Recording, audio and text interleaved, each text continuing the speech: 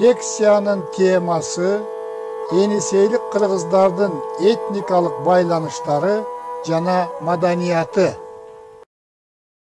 Kırgızlar Борбордук Азияда обочо жерде жашаган. Yenisey жергесин Борбордук Азиядан Саян тоосу бөлүп турган.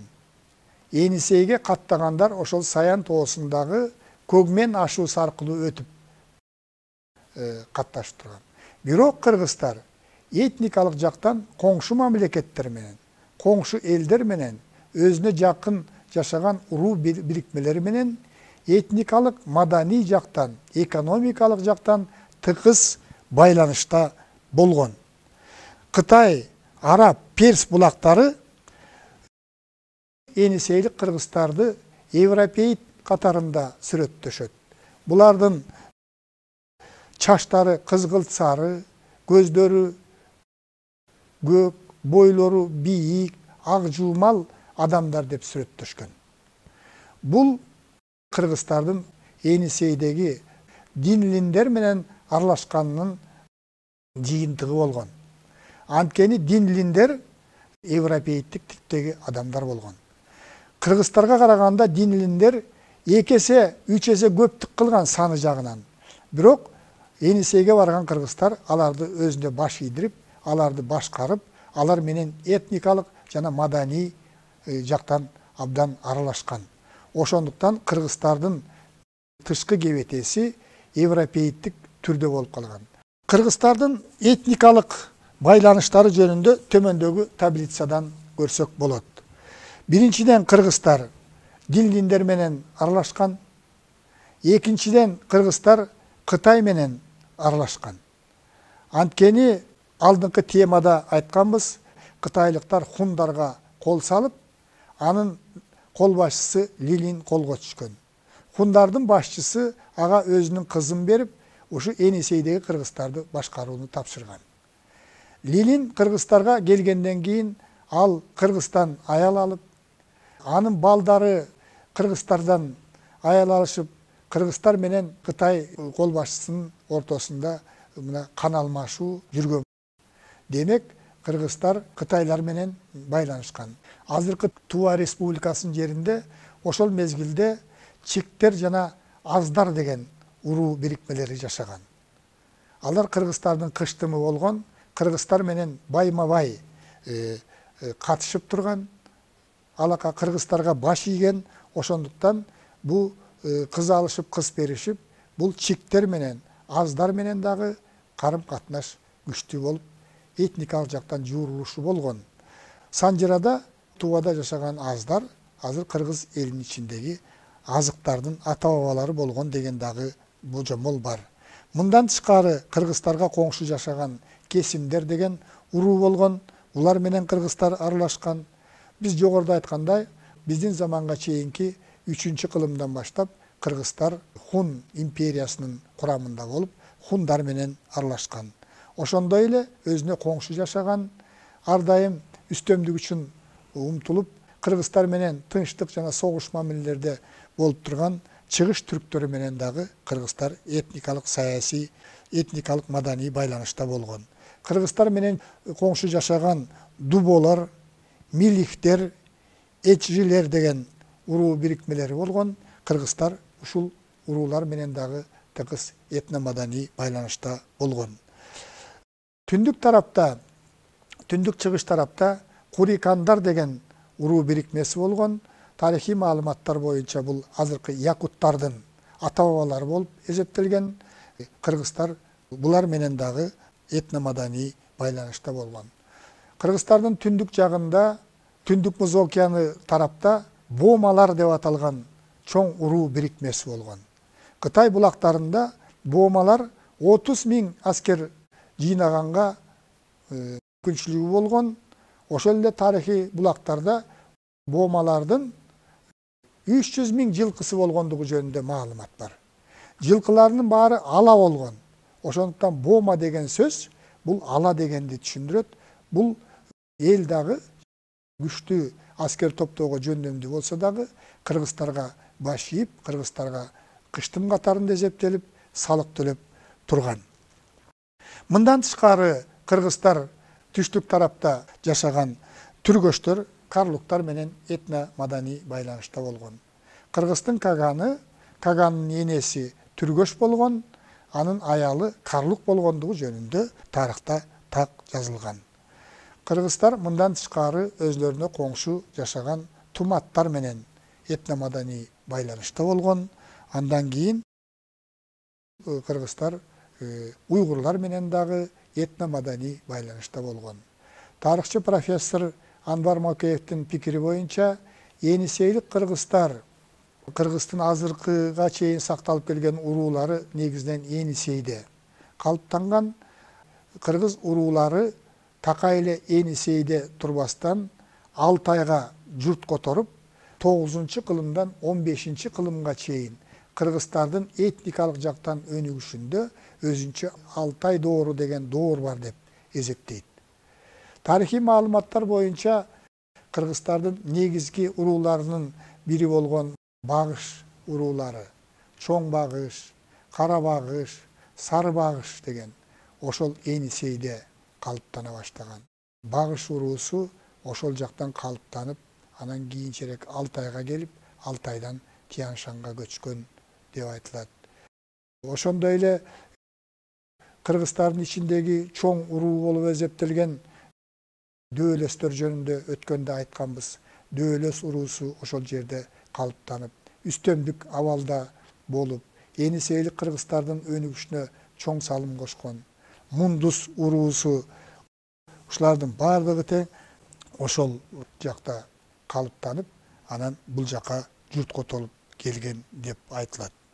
Кыргыздар менен этно маданий байланышта болгон якуттардын ата бабасы эсептелген курикандар, булар өнүгүү жагынан артта калган.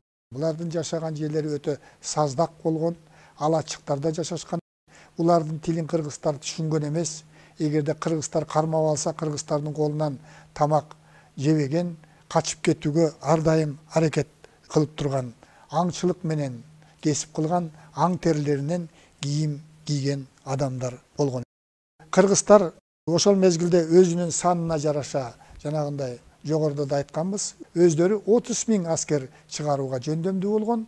Ал эми жанагы этно маданий байланышта болгон, жана биз жогоруда санап өткөн элдердин эсебинен кыргыздар дагы 70 000 аскер топтоп, ошолорду башкарганга күчү жеткен. Бөлөк коңшу элдерине караганда саясий жактан дагы, экономикалык жактан дагы, маданий жактан дагы күчтүү өнүгүп, үстөмдүк абалда турган эл болгон.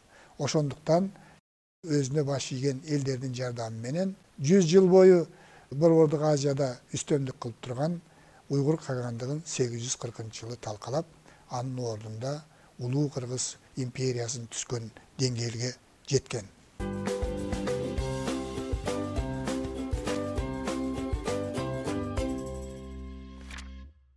Ошол мезгилдеги кыргыздардын диний ишенимдерине кыскача көңүл буралы. Кыргыздардын диний ишенимдери өтө көп түрдүү болгон. Булар табигат менен юурулушуп, табигатка, жаратылышка өтө аяр мамиле жасап, жаратылыштан өзүнө керектүү гана нерселерди алып жашаган. Кыргыздарда, Енисейдеги кыргыздарда негизинен диндердин эң алгачкы түрү болгон тотемдик ишеним күчтүү болгон. Анткени байыркы адамдардын баарында тең эле, анын ичинен кыргыздарда дагы адамдар менен жаныбарлардын ортосунда кандайдыр бир байланыш бар.